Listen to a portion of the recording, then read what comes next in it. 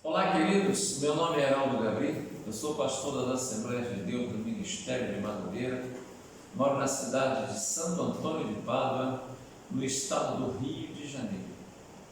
Graças a Deus, queridos, é mais um vídeo que o Senhor nos concede no nosso canal Aos Confins da Terra. Antes de nós iniciarmos o vídeo, eu preciso pedir a você que ainda não é inscrito, faça a sua inscrição em nosso canal, por gentileza, nos ajuda. Assista ao vídeo gostando, deixe o seu like, o seu joinha, tá bom? E acione o sininho para receber os vídeos todas as segundas, quartas e sextas-feiras. Compartilhe esses vídeos com o maior número de pessoas, seu círculo de amizade, os seus irmãos de igreja, seus amigos de trabalho, colega de escola, rua, bairro, cidade, para nos ajudar a levar a palavra do Senhor verdadeiramente aos confins da terra. Queridos, fizemos uma série de 11 vídeos somente concernente às 7 igrejas do Apocalipse. Os 11 últimos vídeos que nós gravamos, falamos sobre essas 7 igrejas. Hoje nós iremos começar no capítulo 4 de Apocalipse. O capítulo 4 já começa a tratar do arrebatamento da igreja. Quero pedir a você que nos ajude em oração para podermos ir com essa saga até o final. Comentar sobre Apocalipse não é muito fácil, é meio complicado, mas nos ajude em oração, tá bom? Abra a sua Bíblia, por gentileza, no capítulo 4 de Apocalipse, tá bom? Antes, eu quero ler 1 de João, capítulo de número 3, versos 1 ao 4. Permaneça aberta a sua Bíblia em Apocalipse 4. A primeira epístola de João, ela diz o seguinte: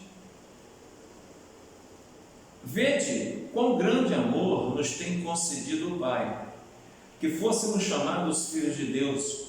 Por isso o mundo não nos conhece, porque não conhece a Ele. Amados, agora somos filhos de Deus, e ainda não é manifesto o que havemos de ser. Mas sabemos que quando Ele se manifestar, seremos semelhantes a Ele, porque assim como é, o veremos. E qualquer que nele tenha esta esperança, purifica-se a si mesmo, como também ele é puro. Qualquer que pratica o pecado, também pratica iniquidade. Vou repetir o 4. Qualquer que pratica o pecado, também pratica a iniquidade, porque o pecado é iniquidade. Nós vamos tratar aqui, queridos, acerca do arrebatamento da igreja. Por esse motivo eu gostaria de ler e li para você a 1 de João, capítulo 3, principalmente o verso de número 2, quando ele diz o seguinte: Amados, agora somos filhos de Deus, e ainda não é manifesto o que havemos de ser. Mas sabemos que quando Ele se manifestar, seremos semelhantes a Ele, porque assim como é, o veremos. Como pode alguém falar que é filho de Deus? Você vê que numa família, às vezes tem 10 filhos, mas de repente 8 são filhos naturais e 2 são adotados. Queridos, o pecado, ele impõe uma separação entre Deus e o pecador. Mas o crente não peca? Com certeza o crente peca. O crente que disser que não peca, ele já está pecando, porque ele está mentindo, e mentira é pecado. Mas o crente, ele não vive do pecado. Ele não vive do pecado. Ele vive da palavra que a manifesta através da boca de Deus.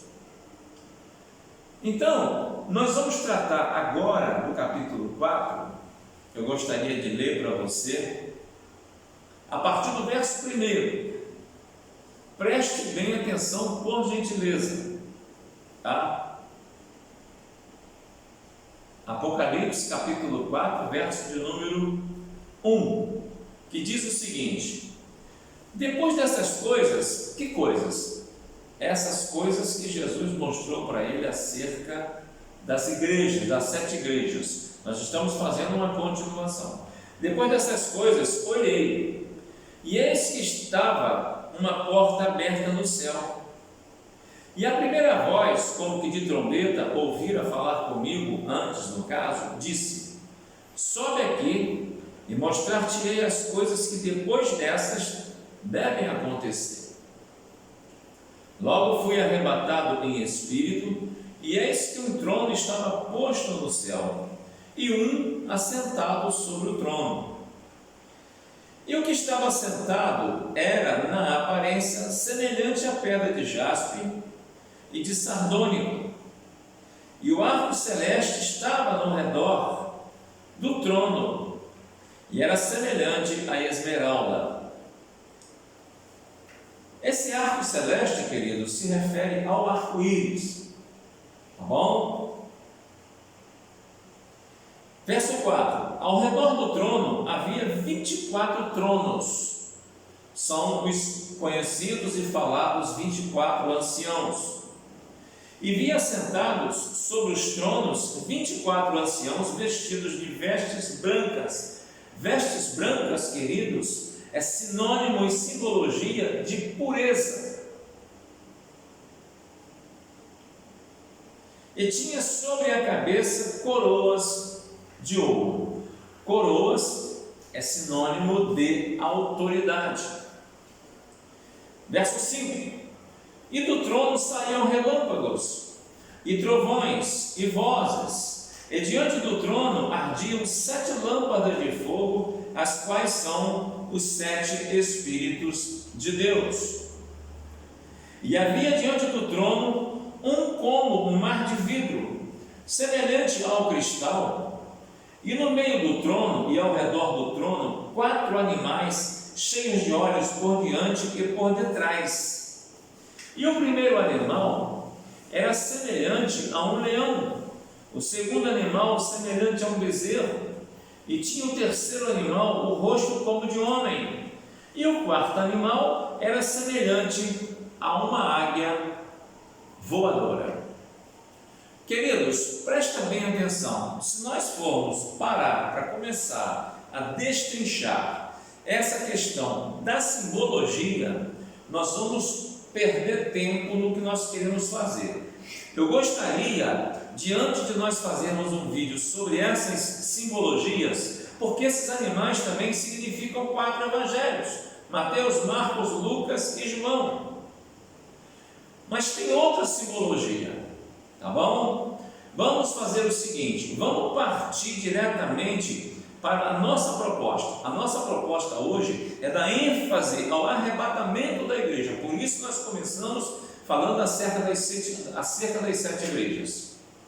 Porque no verso de número 7, ele falando acerca dos animais, nós temos que prestar atenção, que a partir daí nós começamos a falar propriamente do arrebatamento, tá? Presta bem atenção, o arrebatamento da igreja é o próximo grande evento aguardado ansiosamente pelos crentes, tá? O arrebatamento encerra em si a bendita esperança, não só para os crentes vivos que são transformados de corpos corruptíveis em corpos incorruptíveis, como também para os crentes que já dormem no Senhor. Estes terão novos corpos revestidos de glória e imortalidade. A palavra de Deus afirma que naquele dia teremos um corpo semelhante ao corpo do nosso Salvador. Palavra que lemos agora há pouco no início, 1 de João, capítulo 3, verso de número 2. Consumado o arrebatamento da igreja, seguir-se-á na terra um estado de sofrimento e horror, conhecido como grande tribulação, quando do céu Deus derramará o cálice da sua ira, tomando vingança contra aqueles que, a despeito das advertências do Evangelho, escolheram viver na prática contínua do pecado. Veja como o apóstolo João resume os eventos naqueles horríveis e tenebrosos dias. Eu vou adiantar um pouquinho aqui, mas vou voltar atrás. Apocalipse capítulo 6, do verso 15 ao 17, olha o que fala sobre os dias seguintes ao arrebatamento. Presta bem atenção, tá? Capítulo 6, versos 15, 16 e 17. Os reis da terra, os grandes, os comandantes, os ricos, os poderosos, todo escravo e todo livre, se esconderam nas cavernas e nos penhascos dos montes. Disseram aos montes e aos rochedos: cai sobre nós e escondei-nos da face daquele que assenta no trono e da ira do Cordeiro, porque chegou o grande dia da ira deles. E quem é que pode resistir-te? Vejamos, querido, o seguinte, presta bem atenção. O arrebatamento é um fato que, para nós narrarmos ele com pormenores, nós precisaríamos de algum tempo. Mas nós vamos falar sobre esse arrebatamento posteriormente. Mas precisamos ter ciência do que acontecerá na terra após o arrebatamento, tá? No capítulo 4, tá? Nós vamos ficar nessa, você me ajuda com a sua Bíblia, nós vamos e voltamos. No capítulo 4 de Apocalipse, tem início a parte 3 da divisão geral do livro, conforme vemos em capítulo 1, 19, isto é, as coisas que hão de acontecer depois dessas, ou seja, das coisas do capítulo 2 e do capítulo 3. Essas coisas que hão de acontecer vão do capítulo 4 ao capítulo 22. Noutras palavras, abrangem todo o restante do livro a partir daqui. Por quê? O Apocalipse, o livro, é um livro 100% escatológico. A única coisa que foge à escatologia é o momento em que ele fala sobre as 7 igrejas e nós somos arremessados ao passado para nos trazer a igreja de hoje, tá? Então presta bem atenção. Vejamos primeiramente um resumo dos capítulos, tá? Dos capítulos que nós falamos agora há pouco, para uma melhor noção geral do livro. Por exemplo, capítulos 4 e capítulo 5, nós temos uma visão de Deus e do seu trono, tá?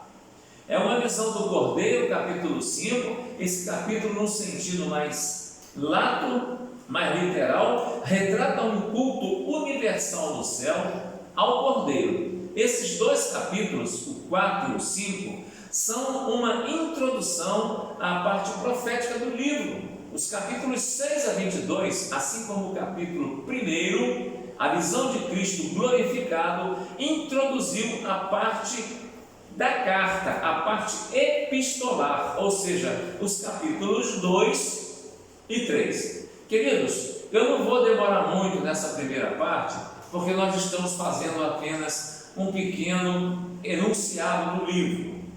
Então, o que nós vamos fazer? Nós vamos ater a algumas coisas para podermos ir direto ao que vai viver o mundo após o arrebatamento da igreja.